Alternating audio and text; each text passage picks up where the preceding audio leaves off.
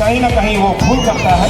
Congress party एक वटवृक्ष के समान है जिसकी जड़ें इतनी गहरी है कि कितने भी कोशिश ये तमाम राजनीतिक दल अगर कर लें तो जो उनका सपना है कांग्रेस मुक्त भारत का, वो कभी भी पूर्ण नहीं हो सकता, क्योंकि भारत के लोगों के रग रग में, ब्लड में कांग्रेस बहती है। आजादी के पहले और आजादी के बाद भी हमारी रगों में कांग्रेस बहती है। तो मैं सभी यहां पर जो समर्पित कांग्रेस के कार्यकर्ता जन हैं, कांग्रेस के प्रति समर्पण के आपके भाव को इस मंच के माध्यम से मैं नमन करता हूं, आपको प्रणाम करता हूं कि इतने विपरीत माहौल में भी आपने अपने जज्बे को जो जगाए रखा है वो दिन दूर नहीं है। अगर ये जज्बा इसी तरीके से कायम रहा तो एक बार दोबारा हिंदुस्तान के लोकतंत्र में कांग्रेस का राज स्थापित होगा। हमारे कांग्रेसमैन उपस्थित हैं, जिनमें सबसे जो सीनियर नाम आता है हमारे वयोवृद्ध जो स्वतंत्रता सेनानी भी मैं कहूंगा, हमारे स्वतंत्रता संग्राम, भारत के स्वतंत्रता से पहले जन्मे हमारे मामा विजेंद्र सिंह जी, मैं उनसे निवेदन करूंगा आए वो आसन ग्रहण करें। मामा विजेंद्र सिंह जी, मामा विजेंद्र जी तोमर कॉलोनी के सूत्रधार रहे हैं, तोमर कॉलोनी के प्रणेता रहे हैं, जनक रहे हैं। मैं उनसे निवेदन करूंगा कि वो मंच को सुशोभित करें। इसके अलावा कमल विहार PS रावत जी हमारे बीच में उपस्थित हो चुके हैं। दोनों समर्पित हमारे वृद्धजनों का तालियां बजाकर स्वागत करें। मैं रावत जी से निवेदन करूंगा कि करें और मंच को सुशोभित करें। बड़ी कर्मठ कार्यकर्ता है, तो आज इस यही आयोजन है आप लोगों के आशीर्वाद, आप लोगों का आशीर्वाद चाहिए, आप लोगों के आशीर्वाद, आपकी स्वीकृति चाहिए, आप लोगों के आशीर्वाद की स्वीकृति चाहिए। इसलिए हमने अपने क्षेत्र से जो हम जो अच्छे जो लोग कॉलोनी के जो बुद्धिजीवी लोग हैं उन लोगों को हमने आमंत्रित किया है, उन माताओं बहनों को जिनका आशीर्वाद की हमें आवश्यकता है। और ये तमाम जो कॉलोनी में है, ये दूसरी जो कॉलोनी है हमारा जो वार्ड नंबर 9 है, इस वार्ड नंबर 9 में जितने भी हमारे प्रवासी लोग हैं, जो हमारे क्षेत्र के लोग हैं, उन सबको हमने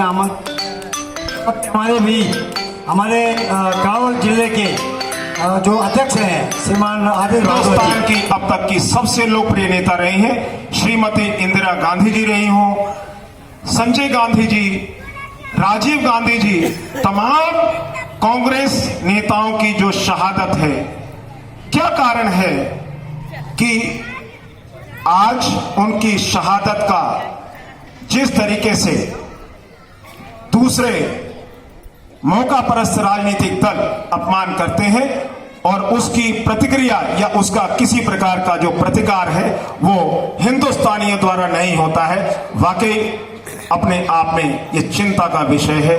जो आज विरोधियों द्वारा, विपक्षियों द्वारा, जो कभी विपक्षी होते थे जिनकी केवल 2 सीटें होती थी, ये ठीक है, समय है, समय के हिसाब से एक वर्तुल जब पूरा होता है तो प्रकृति अपने आप को परिवर्तित करती है। वो समय नहीं रहा तो ये भी नहीं रहेगा। बहुत जल्द फिजा बदलेगी, नजरें भी बदलेंगी, नजारे भी बदलेंगे और नजरिया भी बदलेगा। लेकिन उसके लिए सभी कांग्रेसमैन को, जो पुराने समर्पित कार्यकर्ता हैं, उनको एकजुट होकर के एक छत्र छाया में ये विश्वास के साथ दोबारा संगठित होना पड़ेगा। इस देश को दोबारा संगठित करना पड़ेगा और जो इस देश के खिलाफ कुचक्र और षड्यंत्र तमाम विरोधी पार्टियां, तमाम जो ये मौका परस्त राजनीतिक दल हैं, तमाम ये जो मौका परस्त नेता हैं, इनको जवाब देने के लिए हमें सबको पुनर्विचार करना पड़ेगा। इस मंच के माध्यम से ये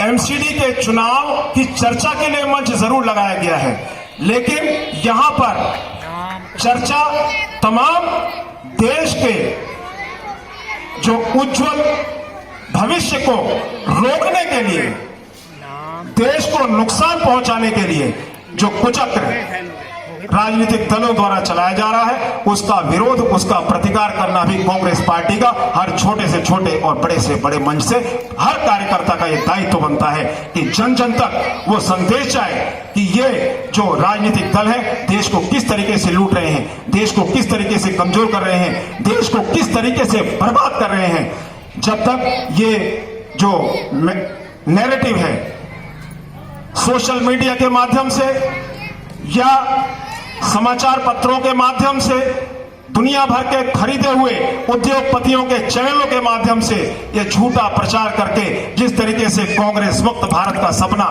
लेकर के आगे बढ़ रहे हैं, इस सपने को ये कांग्रेस के समर्पित कार्यकर्ता कभी भी पूरा नहीं होने देंगे। जी जान से एड़ी चोटी का जोड़ लगा देंगे देश को बचाने के लिए, देश को खोखला होने से बचाने के लिए। आज जो रोजगार के हालत हैं, आज जो मनी सर्कुलेशन के हालत हैं, देश की जो इकोनॉमी के हालत हैं, जो दिखाया जा रहा है सही मायने में वो बिल्कुल भी नहीं है। देश को एकदम खोखला कर दिया गया है। एयर इंडिया बर्बाद जन जन को, बच्चे बच्चे को उपलब्ध हो रही थी, जिसकी बदौलत आज अमेरिका तक में हिंदुस्तानियों का झंडा जो है वो बुलंद होता है। हिंदुस्तान के जो पढ़े लिखे लोग हैं, पढ़े लिखे नौजवान हैं, वो आज अमेरिका के अंदर जो विश्व का सबसे बड़ा, सबसे पुराना लोकतंत्र है, जो विश्व की एक महाशक्ति है, वहां उन्होंने भारत को एक पहचान दिलाई है। तो ये मात्र 6 साल में या 7 सालों में नहीं हुआ है, ये पिछले 70-75 सालों का संघर्ष का, 75 सालों के कामों का नतीजा है। देश के अंदर जो स्वास्थ्य की हालत आज है, सारे सरकारी अस्पतालों को प्राइवेटाइज करने की तैयारी चल रही है। दुनिया भर की मेडिकल इंश्योरेंस करने वाली जो कंपनियां हैं वो ये चाहती हैं कि पूरे देश के अस्पतालों का प्राइवेटाइजेशन हो जाए और स्वास्थ्य सुविधाएं इतनी महंगी हो जाए कि लोग अपना घर मकान बेच से जो है, जो आज हो रहा है, जो नीचे कोरोना महामारी का जो समय गया, ऐसे ऐसे लोग हमारे बीच में हो सकता है वो महासम्मान उमा शर्मा जी के लिए कि वो कांग्रेस की उनको यहाँ से निगम पार्षद के प्रत्याशी बने, तो उसी के लिए हम सब यहाँ एकत्रित हुए हैं। अभी थोड़ी देर में कांग्रेस के काफ़ी बड़े लीडर नेता यहाँ आने वाले हैं। उससे पहले मंच पे विराजमान सभी मेरे बुजुर्ग, सामने मेरे भाई बहनें और माताएं, उन सबके चरणों में कोटि कोटि दंडवत। राष्ट्रवाद सिखाते हैं जो खुद राष्ट्र विद्रोही रहे हैं। जिस पार्टी ने इस देश के खिलाफ स्वतंत्रता से पहले दलाली खाई, जो अंग्रेजों के पिट्ठू बन के रहे, वो आज हमें राष्ट्रभक्त बनना सिखाते हैं।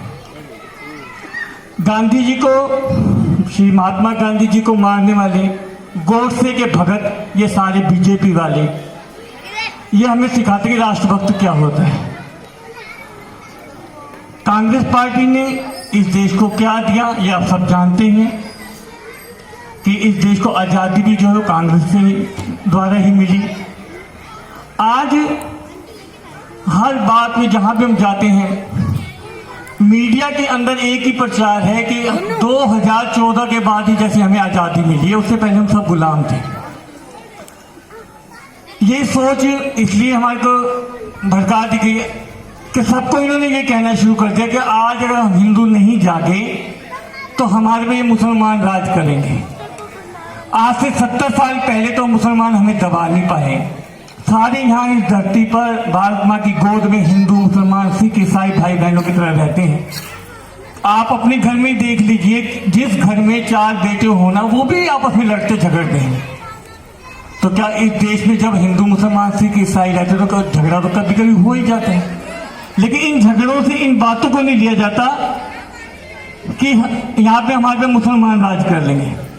और ये पढ़े लिखे आज के लोग मेरे को मिलते हैं जो जिनकी बातें मैं सुन के हैरान होता हूँ कि अगर मोदी ना होता ना तो हम अब तक गुलाम हो गए होते। क्या हम 70 साल पहले गुलाम थे? आज 2014 से पहले क्या हम गुलाम थे? तब हम क्या राष्ट्रभक्त नहीं थे?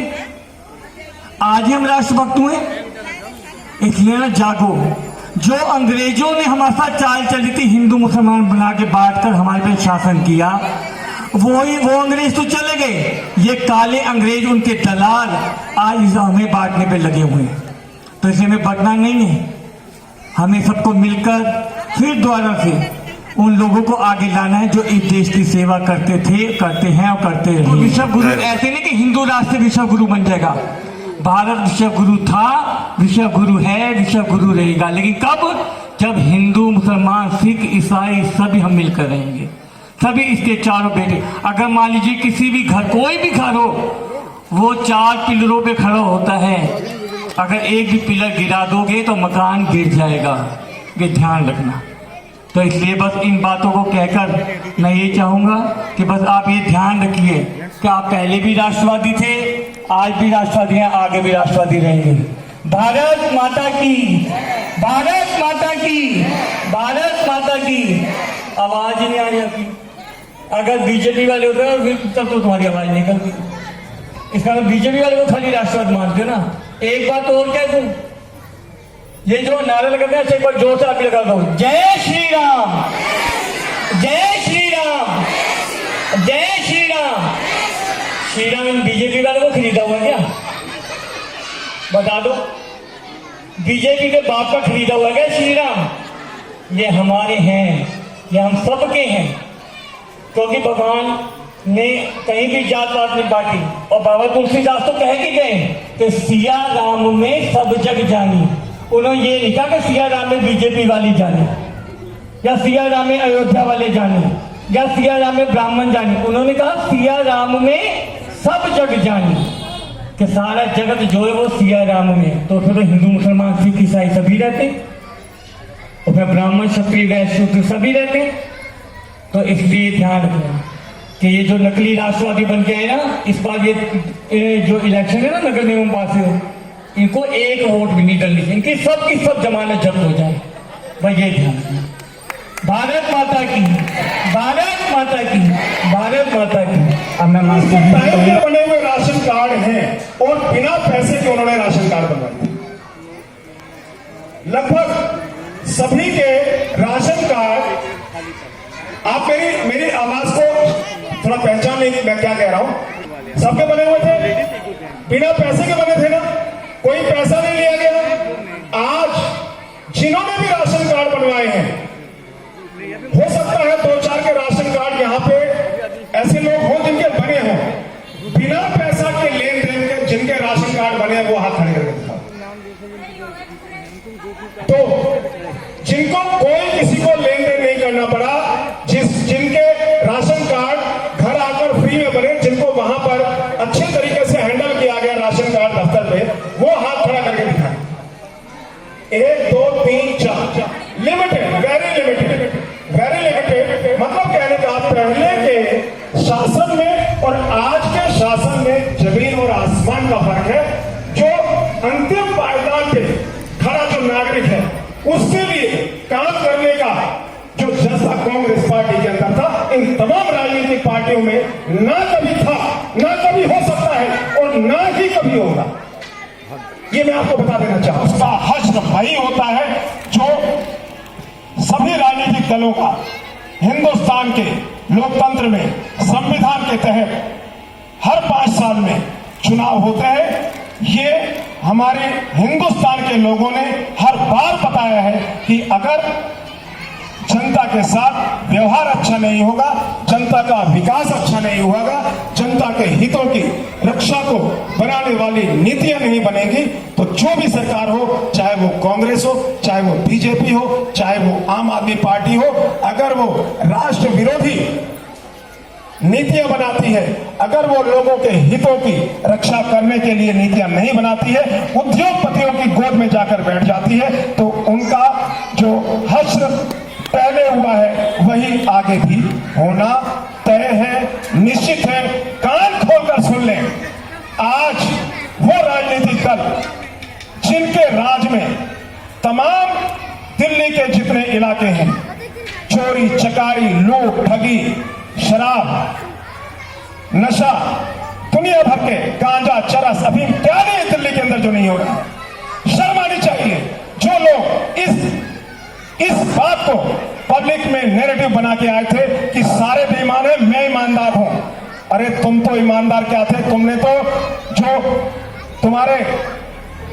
तुम्हें पैदा करने वाले माननीय अन्ना हजारे जी, उन तक को भुला दिया। आज उनका नाम लेने वाला तुम्हारी पार्टी में कोई पैदा नहीं है। जो अपने बाप का नहीं वो हमारा आपका क्या। बहुत बढ़िया।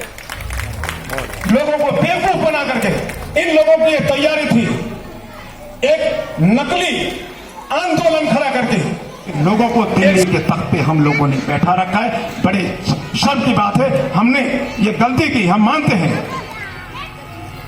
जो हालात आज दिल्ली के चप्पे चप्पे में है, हमारे इलाके के अंदर अरबों रुपए की चोरियां, लूट, डकैती, ठगी हो चुकी है। शायद ही कोई घर ऐसा हो जो कि 10-20 हजार के नीचे या लाख, 2 लाख, 10 लाख के नीचे ना हो, जिसके घर में चोरी ना हो गई हो, जिसकी बाइक चोरी ना हो गई हो, जिसके घर के अंदर ताले ना टूट गए हो, या जिसका बेटा नशे के अंदर नशेड़ी ना बन गया हो।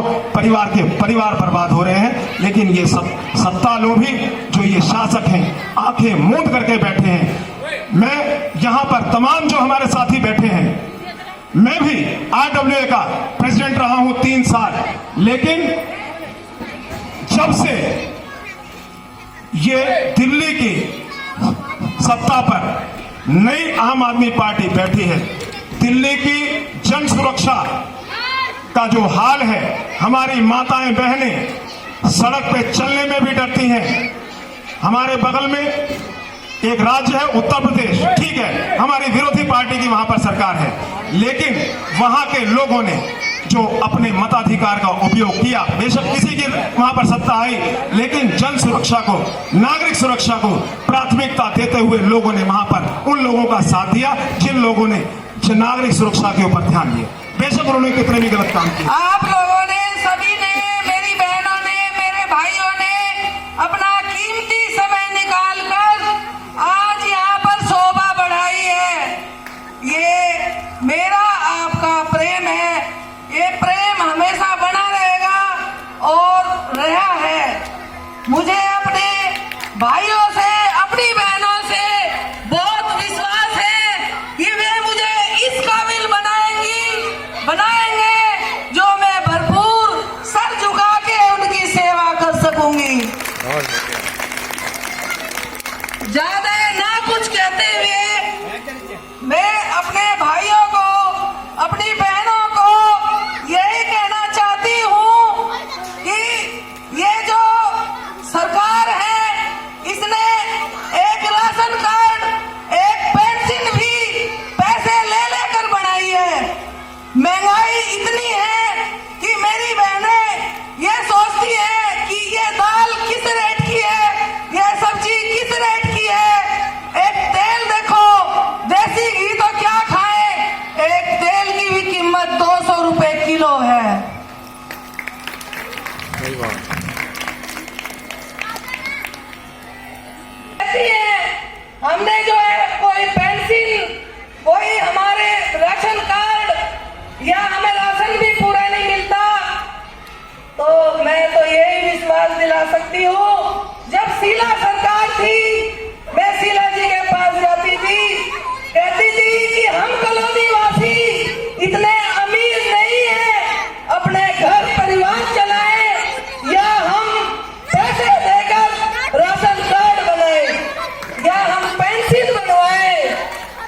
वो मेरी बात को इतना मैं मानती थी, वे कहती थी जाओ बेटा ये ले जाओ लिखकर, लाइटें 2000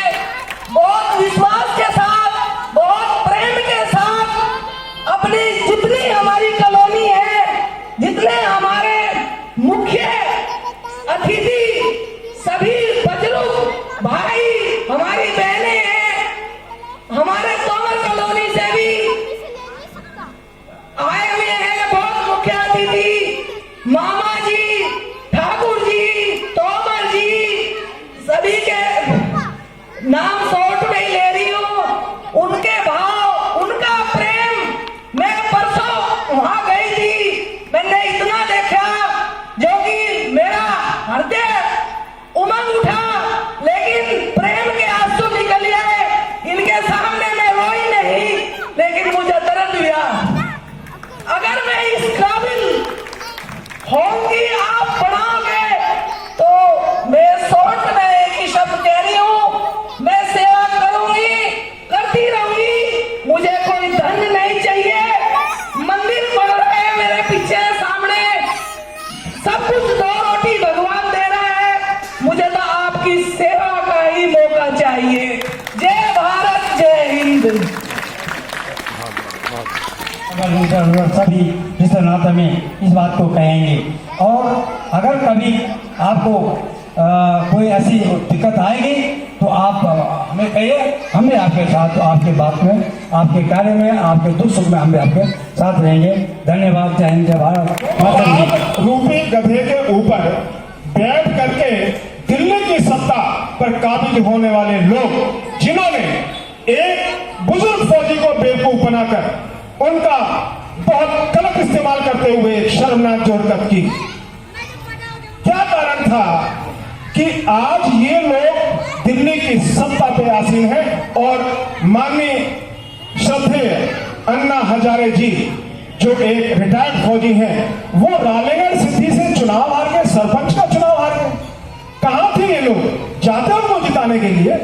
क्यों हार गए? क्योंकि उनके पास अपना चुनाव प्रचार करने के लिए उपयुक्त संसाधन नहीं थे, वो लोगों तक अपनी बात नहीं पहुंचा पाए। और क्या ऐसा क्या था कि दिल्ली की गली गली कूचे कूचे में झाड़ू के पोस्टर लग गए 15 दिन के अंदर, 1 महीने के अंदर, और 2 महीने के अंदर चुनाव हुए और दिल्ली की रंगत बदल गई।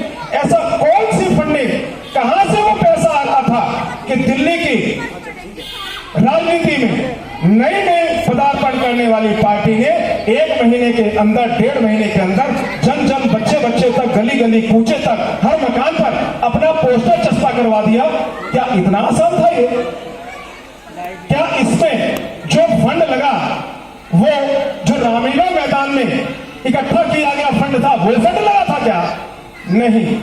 ये कहीं ना कहीं नक्सलाइट विचारधारा को बढ़ावा देने वाले, माओवादी विचारधारा को बढ़ावा देने वाले, खालिस्तानी विचारधारा को बढ़ावा देने वाले, देश के टुकड़े टुकड़े करने वाले, तेलुगु की विचारधारा को, चीनी की विचारधारा को बढ़ावा देने वाले लोगों का दिया हुआ, देश को तोड़ने के प्रयास में लगा हुआ वो धंधा, जो 1.5 महीने के अंदर ये ढोंग पाल के गधे में विराजमान होकर के जो नई सत्ताधारी पार्टी दिल्ली के अंदर जो काबिज हुई है, उसने दिल्ली के लोगों को छला, दिल्ली के लोगों को बेवकूफ बनाया कि मैं ईमानदार, बाकी सब बेईमान, मैं सबको जेल में डलवा दूंगा, मैं सबको जो है बर्बाद कर दूंगा। मैं पूछना चाहता हूं, सत्ता में बैठने के बाद, मुख्यमंत्री की कुर्सी पर बैठने के बाद कितने कांग्रेस के नेताओं को आपने जेल में डाला, कितने कांग्रेस के नेताओं के खिलाफ आपने कोर्ट में केस दायर किया और आपसे चूहा भी नहीं पकड़ा गया। आपने कहा मैं बड़े बड़े नेताओं को धराशायी कर दूंगा, सारे नेताओं को जेल में बंद कर दूंगा। हमारी माननीय दिवंगत जो शीला दीक्षित जी, जो हमारी पूर्व मुख्यमंत्री हमारे दिल्ली प्रदेश के रही है, उनके राज में, उनके शासनकाल में जो मास्टर प्लान बनाया गया था, उससे इतर एक भी योजना ये आम आदमी पार्टी की सरकार दिल्ली के अंदर आज तक लागू नहीं कर पाई है। दिल्ली के अंदर उसके अलावा कोई योजना लेकर के, ये बताने के लिए कि कमालपुर से लोग अपने अपने हाथों में दीपक और मशाले लेकर के आपके इस सत्ताधारी गुरूर को, आपकी लोगों को ठगने की नीयत को चकनाचूर करने के लिए अपने अपने घरों से निकल पड़े हैं। और ये जो मुहिम है, ये लगातार अनवरत आगे बढ़ती रहनी चाहिए।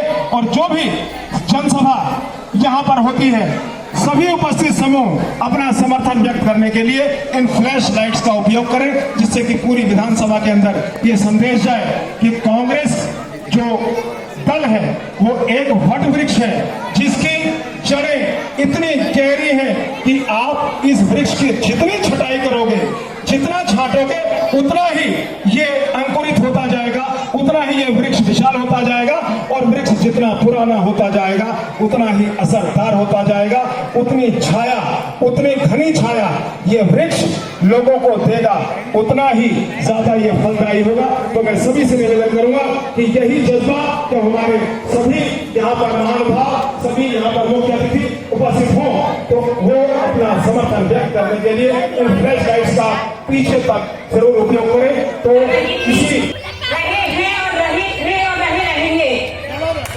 हाथ जोड़कर बस आपसे एक प्रार्थना है कि मेरी गली से उमा शर्मा जो मेरी आंटी हैं उनके लिए प्रत्येक घर से अगर आप एक वोट भी दोगे तो भी ये यहाँ से जरूर जीत के जाएंगी। आज मुझे बहुत ही दुख लगता है, बहुत देर से सोच रही थी कि दो बात कहूँ कि आज हमारी कांग्रेस पार्टी बहुत नीचे जा रही है, आंखों में आंसू आ जाते हैं। जिसने अपना सब कुछ न्यौछावर कर दिया, इस देश के लिए कुर्बान कर दिया, आज वो बहुत नीचे जा रही है। टीवी देखने को मन नहीं करता है, लेकिन आप सभी लोगों से हाथ जोड़कर मेरी प्रार्थना है कि जरूर जल्दी से जल्दी एक मौका इस कांग्रेस पार्टी को जरूर दो। एक बार देखो, गलती होती है, हर इंसान से होती है, एक सेवा का मौका जरूर दो।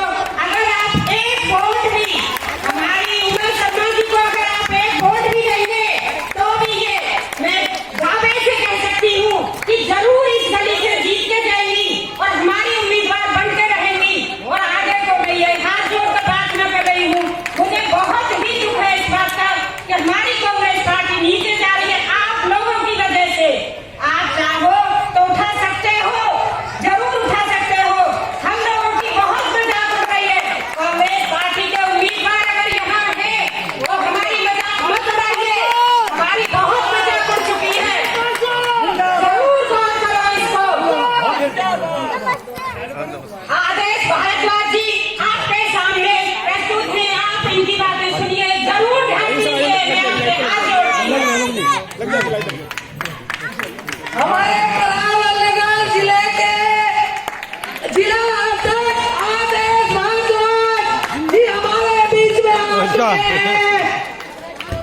आदेश भारद्वाज जिंदाबाद, आदेश भारद्वाज जिंदाबाद, कांग्रेस पार्टी जिंदाबाद, सोनिया गांधी जिंदाबाद, जय भारत जय हिंद।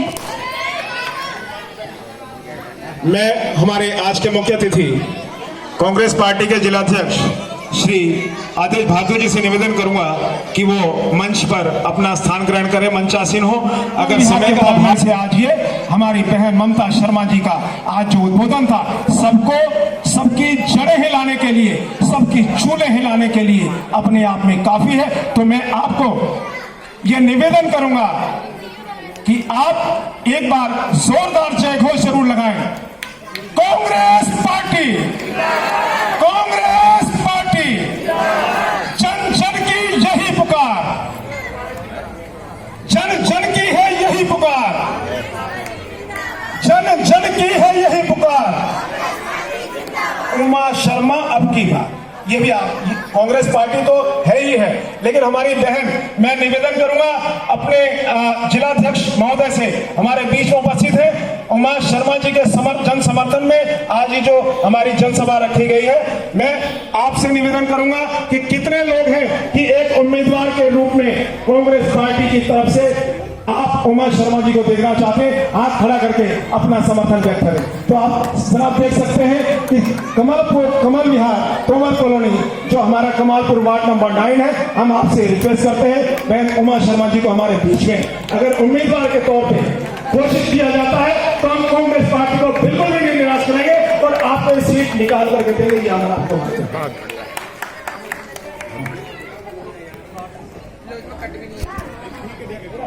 प्यारी प्यारी मेरे सभी भाई बजरों, मैं सभी का हार्दिक अभिनंदन करती हूँ।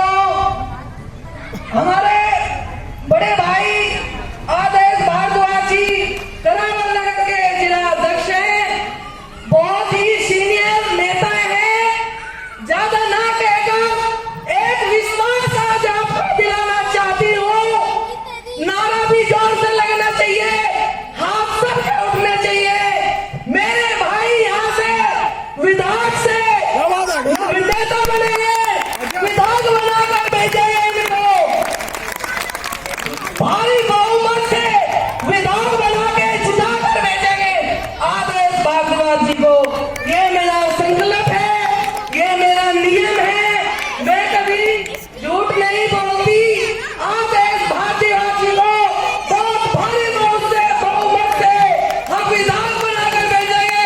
हाथ उठाओ, नारा लगाओ, आदेश भारद्वाज जी जिंदाबाद, जिंदाबाद, जिंदाबाद, जिंदाबाद। आने वाले समय के ये हमारे विधायक हैं, यही होंगे हमेशा, बार बार इनको ही जिताना है। आपकी बहन बैठी हुई आदेश जी ने उठाई है आज। मैं, मेरे नेता सीनियर यही है। जय भारत, जय हिंद। साथ ही हमारे कमालपुर मंडल से, कमल विहार से PS रावत जी का स्वागत श्री आदित्य भारद्वाज जी करें। इसके अलावा मैं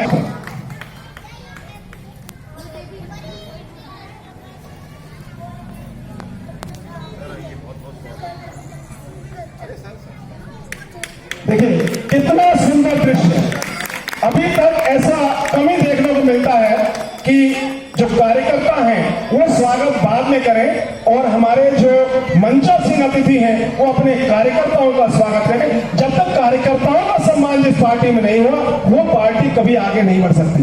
अभी हम देख रहे हैं जो दिल्ली के सत्तारूढ़ पार्टियां हैं, जितनी सत्ताशील पार्टी हैं, वो अपने कांग्रेस को जिया है। मैं देखिए सबका नाम नहीं जानता हूं। SL मल्होत्रा जी आए।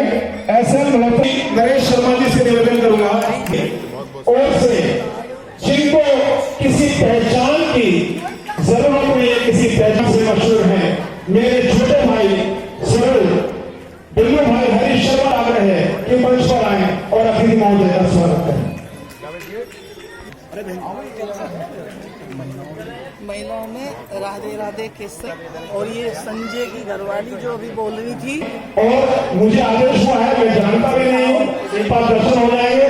राधे राधे नाम के मशहूर, राधे राधे नाम से मशहूर मेरी बहन, मेरी माँ जो भी यहाँ पर है वो आए और हमें एक बार दर्शन जरूर दे, आशीर्वाद स्वरूप।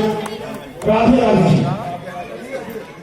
बहन ममता शर्मा जी और केसर जी, केसर जी जहां भी हैं वो आए और अपने अतिथियों का, अपने संभावित उम्मीदवार का सम्मान करें।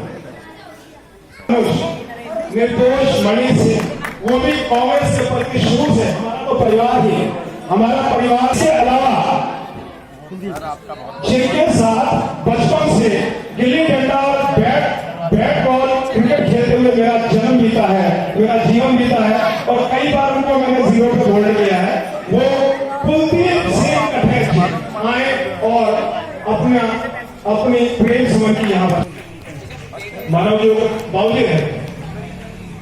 अच्छा, तो देखिए जिनका नाम मैं गलती से इसलिए भूल जाऊं कि नाम नहीं, अपना नाम खुद बताएंगे और आए और सभी बहनों की ओर से अपने अतिथियों का, अपनी बहन का स्वागत करेंगे। मास्टर सभी ने ताली बजाकर, जोरदार ताली बजाकर स्वागत करना है।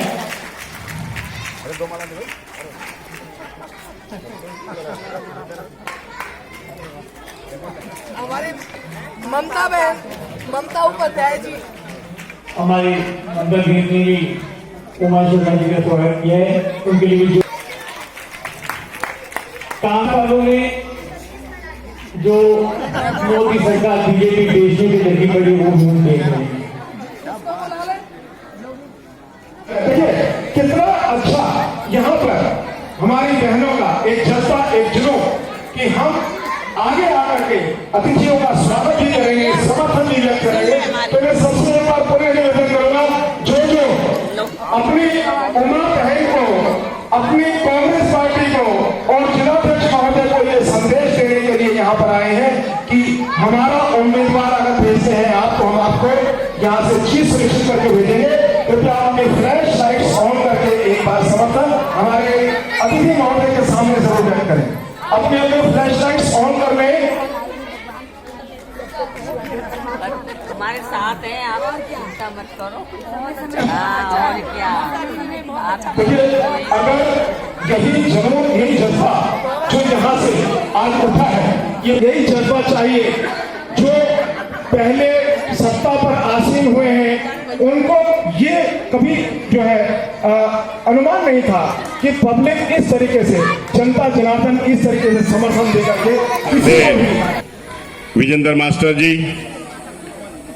मामा जी, बहुत ही जुझारू व कर्मठ साथी भाई संतोष कुमार जी, भाई नरेश शर्मा जी, मानव जी, करावल नगर जिला कांग्रेस कमेटी के उपाध्यक्ष और यहाँ डब्ल्यू के प्रधान रहे परम आदरणीय पीएस रावत साहब, एमएस रावत जी, शिव सिंह जी, तोमर साहब, अहिरण सिंह जी ठाकुर जी, एसएल मल्होत्रा साहब, लीलाधर जी, राम प्रसाद जी अवतार जी और आज के इस कार्यक्रम के आयोजक हमारी बहन उमा शर्मा जी, उपस्थित सभी भाई और बहनों, आप सब बहुत जिम्मेवार साथी हैं और काफी देर से हमारी बहनें और भाई बैठे हुए हैं। मैं सबसे पहले तो आपसे क्षमा चाहता हूं कि मुझे आने में थोड़ा सा विलंब हो गया। इससे पहले भी एक ऐसा ही कार्यक्रम था, तो वहां से निकलने में थोड़ी सी देरी होगी, उसके लिए मैं आपसे क्षमा चाहता हूं।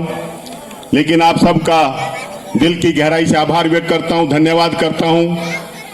और बहन उमा शर्मा जी का, गौरव उनके बेटे का विशेष रूप से आभार व्यक्त करता हूं कि आप सबसे रूबरू होने का मौका दिया।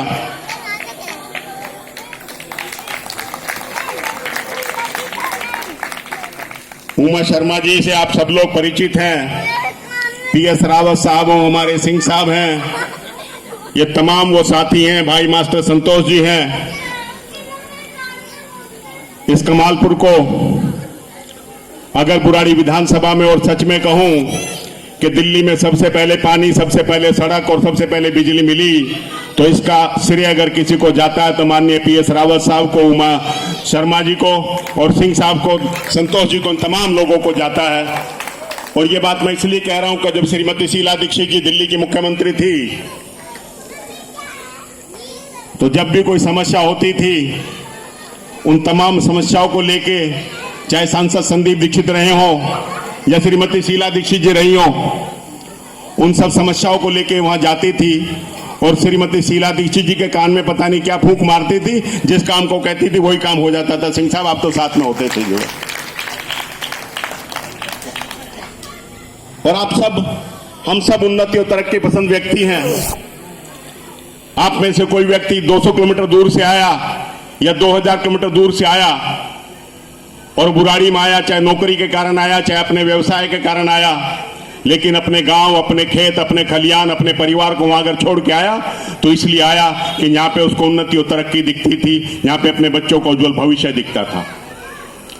और उस काम में अगर किसी ने सहयोग दिया तो कांग्रेस की सरकारों ने दिया, श्रीमती शीला दीक्षित जी ने दिया, हमारे यहाँ के सांसद रहे उन लोगों ने दिया। और ये बात मैं इसलिए कहना चाहता हूं कि आज माननीय केजरीवाल जी की सरकार है और लोग मुफ्त की कई बारी बातें करते हैं। मैं बड़े आदर और जिम्मेवारी के साथ कहना चाहता हूं, मास्टर जी यहाँ पे बैठे हैं, यहाँ पे थोड़ी सी दूरी पे स्कूल है, हमारे बच्चे इस स्कूल में जाते हैं कि क्या किसी माता या बहन को वहां पे स्कूल की फीस देनी पड़ती है? जब गर्मी होती है तो हम ठंडी वर्दी देते हैं, और जब सर्दी आती है तो गर्म वर्दी देते हैं, जूते जुराब देते हैं, कॉपी किताब देते हैं। और सच में अगर कहूं तो 2008 के बाद तो जब मनमोहन सिंह जी भारत के प्रधानमंत्री थे और सोनिया गांधी जी हमारी राष्ट्रीय अध्यक्ष थी, 2008 के बाद तो हमने बच्चों को वहां पे पौष्टिक आहार भी देना शुरू किया, लेकिन कभी किसी ने फ्री नहीं कहा। कौन सा ये कारण है कि हम सब ये काम करते थे? क्या ये मजबूरी थी कांग्रेस की और कांग्रेस के नेताओं की कि हमने कभी फ्री नहीं कहा? हमारे यहां हॉस्पिटल ये बनने लग रहा है, दूसरे हॉस्पिटल दिल्ली सरकार के हैं। कभी कोई व्यक्ति वहां पे गया तो उन अस्पतालों में बिल बुक नहीं होती जो है, वहां पे कोई भी व्यक्ति जाता है, अपना एडमिशन कराता है और अपना इलाज पाके अपने घर के लिए वापस आता है। ये कांग्रेस की देन है, ये हमने किया, लेकिन कभी फ्री नहीं कहा। मैं कह रहा था कि कौन सी मजबूरी थी जो हमने फ्री नहीं कहा? आप लोग यहां पे रह रहे हैं, पानी हमने दिया। पहले पानी टैंकरों से आता था, कोई टैंकर वाला अगर हम उसको अलग से कोई रिश्वत के रूप में दे दें, लेकिन सरकार को एक पैसा नहीं लेती थी, हम फ्री पानी देते थे। और जब पाइपलाइन डाल दी उसके बाद भी फ्री पानी देते थे, लेकिन कभी फ्री नहीं कहा।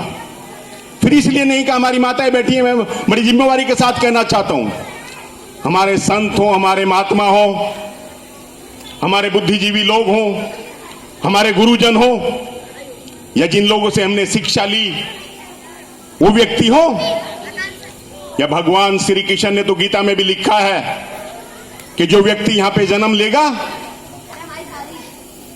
वो कर्म करेगा, उस कर्म के बाद जो उसको फल मिलेगा उस फल से अपने परिवार का पालन पोषण भी करेगा, और उसके बाद गरीब की मदद करेगा, और उसके बाद दान करेगा।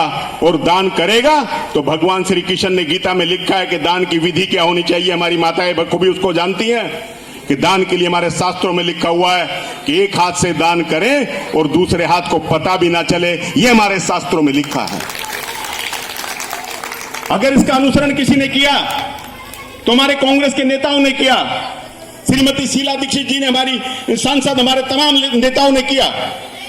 पंडित जवाहरलाल जी रहे हो, लाल बहादुर शास्त्री जी रहे हो, इंदिरा गांधी जी रही हो, राजीव गांधी जी रहे हो, नरसिंह राव रहे, मनमोहन सिंह जी रहे, कभी किसी ने फ्री नहीं कहा, लेकिन काम सब फ्री किए। जैसे एक माँ बाप अपने परिवार का पालन पोषण करते हैं, वैसे ही मुख्यमंत्री अपने प्रदेश का पालन पोषण करता है और प्रधानमंत्री देश का पालन पोषण करता है। कभी फ्री नहीं कहता, इसलिए क्योंकि हमारे शास्त्रों में, हमारे गुरु महात्माओं ने, हमारे संतों ने हमें शिक्षा दी है। उस शिक्षा का अगर किसी ने अनुसरण किया तो वो कांग्रेस के लोगों ने किया। ये मैं आपको बताने के लिए आपके बीच में आज यहां आया हूं। जो आज हमारी फ्री दी हुई चीजों का अनुसरण, हमारी दी हुई चीजों को केजरीवाल जी अपना बताते हैं। मैं बड़े जिम्मेवारी के साथ कहना चाहता हूं कि जब श्रीमती शीला दीक्षित जी 1998 में दिल्ली की मुख्यमंत्री बनी तो दिल्ली के अंदर 16 लाख राशन कार्ड थे, और 15 साल मुख्यमंत्री रहने के बाद जब 2013 आया तो दिल्ली के अंदर 33 लाख राशन कार्ड थे। ये कांग्रेस ने दिया, ये कांग्रेस ने किया। और राशन कार्ड कैसे होता है? राशन कार्ड पे सरकार अगर बाजार से 500 रुपए का सामान खरीदती है तो हम उसको 10 रुपए में लोगों को देते हैं, लेकिन उसको एक अधिकार देते हुए जिम्मेवारी के साथ जाता है और अपने राशन को लेके आता है। उसको ये नहीं दिखता कि मैं फ्री लेके आ रहा हूं या 500 की चीज मुझे 10 रुपए में दी जा रही है, क्योंकि हम लोगों को सम्मान से जीने की शिक्षा देते हैं। सम्मान से जाए और दुकान से अपनी राशन लेके आए, लेकिन गर्व से कहे कि मेरा अधिकार है। वो अधिकार अगर किसी ने दिया तो कांग्रेस ने दिया, ये मैं आपको बताना चाहता हूं। बहुत सारे बुजुर्ग हैं, बहनें हैं। दिल्ली के हमने 6 लाख बुजुर्गों की पेंशन लगाई। पहली बारी दिल्ली शहर के अंदर विधवाओं की पेंशन लगी, विकलांगों की पेंशन लगी तो श्रीमती शीला दीक्षित जी ने लगाई, कांग्रेस की सरकार ने लगाई, और हमने ये पेंशन बढ़ा के 6 लाख लोगों तक पहुंचाई। लेकिन आज बड़े दुख के साथ कहना पड़ता है कि जो अपने आप को गरीबों को हमदर्द बताते हैं, आज वो पेंशन घट के 3 लाख रह गई। और पिछले 5 साल से एक भी नए व्यक्ति की पेंशन केजरीवाल जी को और उनकी सरकार ने नहीं लगाई। ये अंतर कांग्रेस और केजरीवाल जी की सरकार में है, ये आप लोगों ने समझ लिया है। और ये मैं इसलिए कह रहा हूं कि आपने समझ लिया है कि जब भी हम किसी कॉलोनी में जाते हैं, किसी गली में जाते हैं, किसी मोहल्ले में जाते हैं, तो वहां जब बैठ के 2 4 5 लोगों से बात करते हैं तो सहज ही वो व्यक्ति ये कहते हैं कि जो काम कांग्रेस ने कर दिया, शीला दीक्षित जी ने कर दिया, दूसरा कोई कर नहीं सकता। ये लोगों में से आवाज आती है। ये आवाज किस लिए आती है? क्योंकि आपने श्रीमती शीला दीक्षित जी का 15 साल का शासन देखा और आपने 3 बार दिल्ली के मुख्यमंत्री केजरीवाल जी को भी देख लिया, लेकिन वो रोज राशन कार्ड बनाती थी। यहां पे रोज राशन कार्ड घट रहे हैं। आज दिल्ली में 33 लाख में से 17 लाख राशन कार्ड रह गए हैं, बाकी राशन कार्ड कैंसिल हो गए और नया राशन कार्ड किसी का पिछले 5 साल से एक भी बना नहीं है। ये अंतर है कांग्रेस और केजरीवाल जी की सरकार में। तो सिर्फ फ्री कह देने से, लोगों को बरगलाने से, बड़े बड़े टेलीविजन पे इश्तिहार, अखबारों में बड़े बड़े विज्ञापन देने से प्रदेश के लोगों में खुशहाली नहीं आती। प्रदेश के लोगों के लिए काम करना पड़ता है। इस बुराड़ी शहर के अंदर, बुराड़ी विधानसभा के अंदर एक भी नया स्कूल केजरीवाल जी ने नहीं बनाया। एक जो हॉस्पिटल हमने शुरू किया था वो भी आज तक कंप्लीट नहीं हुआ। लेकिन जिन्होंने कहा था कि हम 500 स्कूल बनाएंगे, उन्होंने स्कूल पूरी दिल्ली में एक भी नहीं बनाया। और बुराड़ी का उदाहरण आपके सामने है। ना जाए पूरी दिल्ली में, लेकिन अपने गली मोहल्ले में जाके अपनी विधानसभा में तो कम से कम देख ही सकते हैं कि जिस व्यक्ति ने कहा था कि मैं 500 स्कूल बनाऊंगा, तो बुराड़ी के हिस्से में भी तो 10 से ज्यादा स्कूल आते हैं। एक भी स्कूल नहीं बना। लेकिन जो कहता था स्कूल बनाऊंगा, उसने स्कूल एक नहीं बनाया। लेकिन शराब के ठेके बुराड़ी में 18 खोलने जा रहा है। यह अंतर है केजरीवाल और कांग्रेस की सरकार में। हमारे समय में 25 साल से कम उम्र का व्यक्ति शराब नहीं खरीद सकता था। आज केजरीवाल जी ने उस उम्र को घटा के 21 साल कर दिया। हमारी माताएं बैठी हैं, बहनें बैठी हैं, बुजुर्ग बैठे हैं। 18-20 साल की अवस्था जब किसी के बच्चे की होती है तो उसके ताऊ ताई, माँ बाप, बुआ फूफा कहीं ना कहीं ये कहते हैं कि भाई इसकी अवस्था ऐसी है, थोड़ा सा ध्यान रखना बच्चे के ऊपर, क्योंकि ये ऐसी एज होती है कि बच्चा बहक सकता है। तो हमारी माता बहन, हमारे माँ बाप, कहीं ना कहीं हम उनकी तरफ, अपने बच्चों की तरफ ज्यादा ध्यान रखते हैं। लेकिन जहां ज्यादा ध्यान रखने की आवश्यकता है, वहां केजरीवाल हमारे उन नौजवान बच्चों को नशा परोसने की बात करता है। ये केजरीवाल और कांग्रेस की सरकार में अंतर है। इन बहरूपियों को समझने की आवश्यकता है। मैं बड़े अदब और जिम्मेवारी के साथ ये बातें आपको कहना चाहता हूं। दूसरी एक बात और कहना चाहूंगा, आज महंगाई आसमान छू रही है। जो गैस का सिलेंडर हमारे टाइम में 382 रुपए का होता था, आज 900 रुपए का पहुंच गया है। जो पेट्रोल, कच्चा तेल हम 140 रुपए में खरीद के लाते थे और यहाँ पेट्रोल 68 रुपए में देते थे और डीजल 47 रुपए में बेचते थे। तो एक गाना प्रचलित था कि महंगाई डायन खात जात है, और लोगों को लगा कि वाकई कांग्रेस ने बहुत महंगाई बढ़ा दी। और मोदी जी कहते थे कि अगर हमारी सरकार बनेगी तो गैस का सिलेंडर 100 रुपए से 150 रुपए में मिलेगा, पेट्रोल 30 रुपए में मिलेगा और डीजल 20 से 25 रुपए में मिलेगा। लेकिन जब सरकार में आ गए तो हर चीज पे टैक्स बढ़ा के इतना टैक्स बढ़ा दिया कि वो जो 68 का पेट्रोल था, 67 रुपए का पेट्रोल था, वो 110 तक पहुंचा दिया। जो 47 रुपए का डीजल था वो 100 रुपए तक पहुंचा दिया। जो 387 का गैस का सिलेंडर था वो 900 रुपए का पहुंचा दिया। तो चुनाव से पहले तो बातें कुछ और करते थे और चुनाव के बाद टैक्स इतने बढ़ा के हमारे जेबें कहीं ना कहीं काटी जा रही हैं। और आप में तो बहुत सारे सरकारी कर्मचारी हैं। आपने देखा कि कल भी पीएफ का पैसा सरकार ने जो है इंटरेस्ट उसका घटा दिया है। किस व्यक्ति के लिए पीएफ होता है? जो आदमी सालों साल सरकार में नौकरी करता है, प्राइवेट कारखाने में नौकरी करता है, उसका एक सपना होता है कि जब मैं रिटायर होऊंगा तो अपने बच्चे की शादी करूंगा, अपने बच्चों के लिए मकान बनाऊंगा। और यही वो छोटा सा इंटरेस्ट जो है कहीं ना कहीं उसको सहयोग करता है कि रिटायरमेंट के टाइम पे 25 लाख, 50 लाख, 40 लाख रुपए ले लेता है। लेकिन आज सरकार ने उसके इंटरेस्ट को घटा दिया। आज बैंकों में आपके खाते हैं, अकाउंट हैं। जब कांग्रेस की सरकार थी तो बैंक में जाओ तो पासबुक में एंट्री करानी हो तो फ्री होती थी, चेकबुक पूरी कराओ तो फ्री होती थी। बैंक में कोई भी आप काम कराएंगे हर काम फ्री में होता था और बैंक हर साल हजारों करोड़ रुपए प्रॉफिट करके सरकार को देता था। जब सारे काम फ्री करता था तो हजारों करोड़ रुपए का प्रॉफिट होता था। जब से मोदी जी की सरकार आई है, अगर बैंक में पासबुक पूरी कराओगे तो पैसे लगेंगे, चेकबुक लोगे तो पैसे लगेंगे। और हमने सरमाएदारों की प्रथा को खत्म किया, लेकिन मोदी जी ने इन सरमाए बैंकों को सरमाएदार के रूप में बैठा दिया। मैं इसलिए बात कह रहा हूं कि आज लोग एटीएम का इस्तेमाल करते हैं। अगर एटीएम से कोई व्यक्ति 5 से 6 बार बैंक में पैसा लेने जाएगा तो 100 रुपए जमा करेगा और 69 रुपए उसको वापस मिलेंगे, 21 रुपए बैंक काट लेगा। यह मोदी जी ने साहूकारी प्रथा शुरू कर दिया। यह अंतर है मोदी जी और केजरीवाल जी की सरकार में। जब भगवान श्री राम का नाम लेते हैं, भगवान श्री राम की बताई हुई एक भी बात का अनुसरण नहीं करते। और मैं ये बात इसलिए कह रहा हूं कि आप में से यहां बहुत बार हमारे रावत साहब, उमा जी, सभी लोग भागवत भी कथाते हैं, राम का नाम भी लेते हैं, रामायण का पाठ भी कराते हैं। और जब रामायण का पाठ घर में होता है तो उसमें बताया जाता है। और कोरोना काल के अंदर भी हमारी माताओं ने, बहनों में जब रामायण आ रही थी घरों में जो है तो सुना होगा, लेकिन हम भूल जाते हैं। वो बात मैं आपको याद दिलाने आया हूं कि भगवान श्री राम ने क्या कहा था।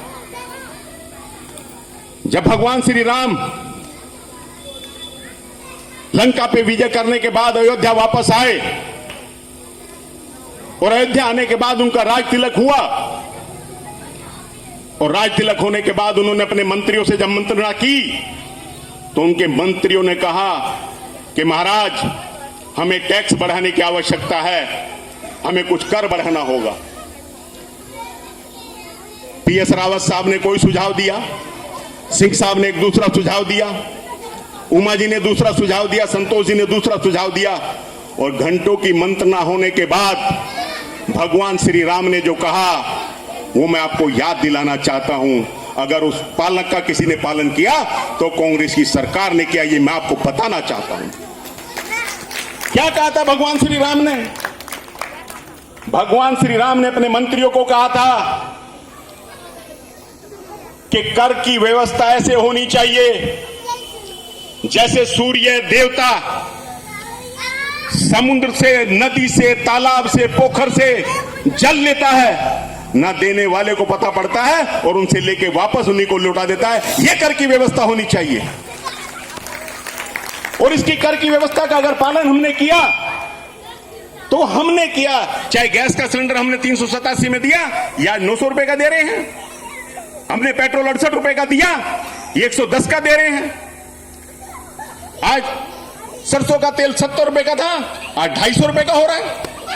तो ये कौन सा कारण है कि आज हर चीज की महंगाई बढ़ती जा रही है? तो हर चीज की महंगाई अगर बढ़ती जा रही है तो इसलिए बढ़ती जा रही है कि मोदी सरकार ने हमारे से जेबों से टैक्स ऐसे लेना शुरू कर दिया है कि जिससे रोज शहर से पैसा निकल जाता है, हमें पता भी नहीं चलता। लेकिन जब हम देखते हैं तो कहीं ना कहीं हमारी जेबें खाली खाली नजर आती हैं।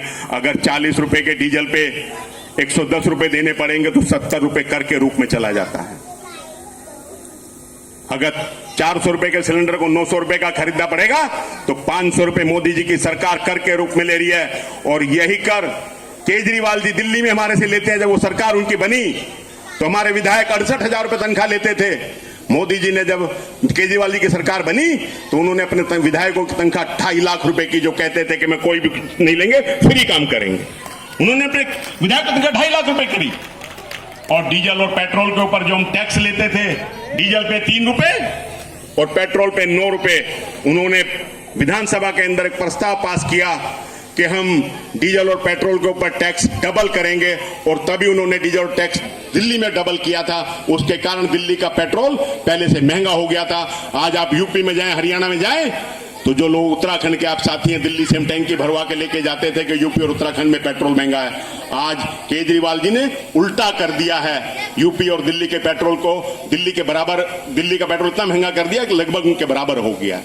तो ये कर के रूप में हमारी जेबों से जो है पैसे को ऐंठ रहे हैं, इस कारण से ही महंगाई बढ़ रही है। तो मैं ये कहना चाहता हूं कि भगवान श्री राम की अगर उस बात का किसी ने अनुसरण किया, अगर उस बात को किसी ने माना तो हम कांग्रेस के लोगों ने माना। लेकिन जो भगवान श्री राम का नाम लेते हैं उन्होंने भगवान श्री राम की एक भी बात का अनुसरण नहीं किया, उल्टा हमारी जेबों को काटने का काम किया। ये अंतर है भारतीय जनता पार्टी और कांग्रेस की सरकार में। और ये अंतर इसलिए महसूस अब लोग करते हैं कि 8 साल से नरेंद्र मोदी साहब भारत के प्रधानमंत्री हैं और केजरीवाल जी भी 2013 से 2022 आ गया। उनके काम के अंतर को जब लोग आंकलन करते हैं तो हर गली मोहल्ले में से यही आवाज आती है कि जो कांग्रेस ने किया वो कोई दूसरा नहीं कर सकता। इसलिए मेरा आपसे अनुरोध है कि आने वाले समय में दिल्ली नगर निगम का चुनाव नजदीक है हमारे यहाँ से कई साथी चुनाव की तैयारी कर रहे हैं, कई साथी चुनाव लड़ना चाहते हैं। हमारी बहन उमा शर्मा जी बहुत वरिष्ठ हैं, मेहनती हैं, कर्मठ हैं, काम करना जानती हैं, काम को कैसे लिया जाता है वो जानती हैं। वही मैंने आपको बताया था कि शीला दीक्षित जी के समय में अगर बुढ़ाड़ी विधानसभा में सबसे पहले पानी, सबसे पहले बिजली या सबसे पहले खरंजे यहाँ पे लगे तो कमालपुर के अंदर लगे, अगर उसका श्रेय किसी को जाता है तो उमा शर्मा जी को जाता है, PS रावत साहब को जाता है, सिंह साहब को जाता है। तो मैं आपसे अनुरोध करना चाहता हूँ कि चुनाव कौन लड़ेगा ये तो पार्टी तय करेगी, लेकिन कांग्रेस जिस किसी को भी यहां से उम्मीदवार बनाए आप उसको भारी बहुमत से जिता के भेजें, ये मैं आपको अनुरोध करने आया हूं। और अपनी बहन से भी अनुरोध करता हूं कि आप भी टिकट मांग रहे हैं, कुछ और लोग भी टिकट मांग रहे हैं, जिसको भी टिकट मिले सब लोग मिलकर उसको जिताएंगे, ये हम आपसे भी आश्वासन चाहते हैं। लेकिन कांग्रेस के अंदर ऐसे ही कर्मठ और ईमानदार लोगों को टिकट मिलेगा जैसी बहन उमा शर्मा जी हैं। मैं इन्हीं शब्दों के साथ आपका विशेष रूप से आभार व्यक्त करता हूं, उमा शर्मा जी का, भाई PS रावत जी का, सिंह साहब का, संतोष जी का, तमाम साथियों का, कांग्रेस के समर्थन का। क्या ऐसा करेंगे कि आपको जो है समर्थन मिले और यहाँ से कैंडिडेट बुढ़ाड़ी विधानसभा से निकल के पहुंचे MCD सरकार में? देखिए, सच्चाई ये है कि लोगों में बहुत बड़ा परिवर्तन है। मैंने जो कहा कि कोई 2 किलोमीटर से आया या 200 किलोमीटर से आया या 2000 किलोमीटर से आया, वो अपना खेत खलियान गांव इसलिए छोड़ के आया कि उन्नति और तरक्की पसंद व्यक्ति हैं। और हमारे द्वारा किए गए काम को कहीं ना कहीं केजरीवाल जी ने 2012 में छोटा दिखाया, और अगर हमें मौका दोगे तो हम और ज़्यादा बेहतर काम करेंगे, आपकी तरक्की और ज़्यादा होगी। लेकिन पिछले 8 सालों में मुख्यमंत्री रहने के बावजूद केजरीवाल जी के समय में कहीं ना कहीं लोगों की तकलीफें बढ़ी। आज लोगों को रोजगार नहीं है, काम धंधा नहीं है, व्यापार ठप है, तमाम ऐसी चीज़ें हैं कि जिससे कहीं ना कहीं आम आदमी परेशान है। आज दिल्ली शहर दुनिया का सबसे प्रदूषित शहरों में है। हमने तो इस शहर को इतना खूबसूरत बनाया, आज ये प्रदूषित शहरों में क्यों आ गया? तो कहीं ना कहीं ये सरकार का निकम्मापन है। हम 6 लाख लोगों को पेंशन देते थे, आज पिछले 5 साल से किसी की पेंशन ही नहीं लग रही। हमने 33 लाख राशन कार्ड बनाए, आज पिछले 5 साल से किसी का राशन कार्ड नहीं बन रहा, किसी का राशन कार्ड नहीं बन रहा। तो ये अंतर लोगों ने देख लिया है, और लोग जो है उन लोगों को समर्थन करते हैं, उन लोगों के साथ चलना पसंद करते हैं जो लोग उनके परिवार को, उनके बच्चों को आगे लेके जाएं, जो उनके बच्चों को नशा परोसे। ऐसे तो किसी व्यक्ति को लोग अपने घर में भी प्रवेश नहीं करने देते, सरकार में कौन आने देगा, ये मैं आपको बताना चाहता हूँ। तो हमें शिक्षा चाहिए, हमें स्वास्थ्य चाहिए, हमें अच्छा पानी चाहिए, हमें अच्छा साफ सुथरा शहर चाहिए, हमें अच्छे स्कूल चाहिए, अच्छे हॉस्पिटल चाहिए। लेकिन केजरीवाल इनको पूरी तरह से देने में असफल रहा है और दिल्ली के लोगों को लूट रहे हैं। ये अंतर है। इसलिए मैं आपको कहना चाहता हूँ कि कॉरपोरेशन के अंदर पूरी तरह से हमारे लोग जीत के आएंगे और फिर दिल्ली को एक सुंदर शहर बनाएंगे। तो क्या करेंगे, मतलब जीत के आएंगे उसके बाद में क्या करेंगे? जीत के आने के बाद में वो करेंगे जो हमने पहले किया था। हाउस टैक्स प्रथा को हमने ख़त्म किया, हमने इंस्पेक्टर राज को ख़त्म किया, हमने दिल्ली के अंदर इतनी गाड़ियां लगाई कि लोगों के घरों से कूड़ा लेके जाती थी। आज वो व्यवस्था खत्म हो गई। आज सरकार के पास कर्मचारियों को देने के लिए पैसे नहीं है। हमने ये साधन भी दिए, ये सुविधाएं भी दी, और कभी किसी की तनख्वाह नहीं रुकी। क्यों? क्योंकि हम ईमानदारी से काम करते थे, हमारे छल कपट से काम नहीं करते थे। आज ये लोग अपने आप को ईमानदार बताते हैं, लेकिन लोगों के पास, तो सरकार के पास लोगों की तनख्वाहें देने के पैसे नहीं है। तो जो आदमी तनख्वाह नहीं दे सकता वो काम क्या कर सकता है, ये अंतर लोगों ने भाप लिया है। मैं राजदास साहब ये आपको पहले बधाई देता हूँ, जिलाध्यक्ष बनने पर बहुत बहुत बधाई आपको। नया सवेरा न्यूज़ की तरफ से बहुत भारी समर्थन मिल रहा है, जगह जगह गलियों गलियों में उमा शर्मा बहुत मेहनत कर रही हैं। क्या माना जाए कि प्रत्याशी के रूप में इनको कांग्रेस विचार कर सकती है पूरे 100%? नहीं, ये हमारी सबसे सशक्त उम्मीदवारों में से है। टिकट की कठिन प्रक्रिया होती है, लेकिन सच्चाई ये है कि ऐसे ही कर्मठ, मेहनती, ईमानदार व्यक्ति को टिकट मिलता है, और उनमें जो है उमा शर्मा जी का नाम जो है वो आगे है, ये मैं आपको कह सकता हूँ। जी, बहुत बहुत धन्यवाद नया सवेरा न्यूज़ से बात करने के लिए।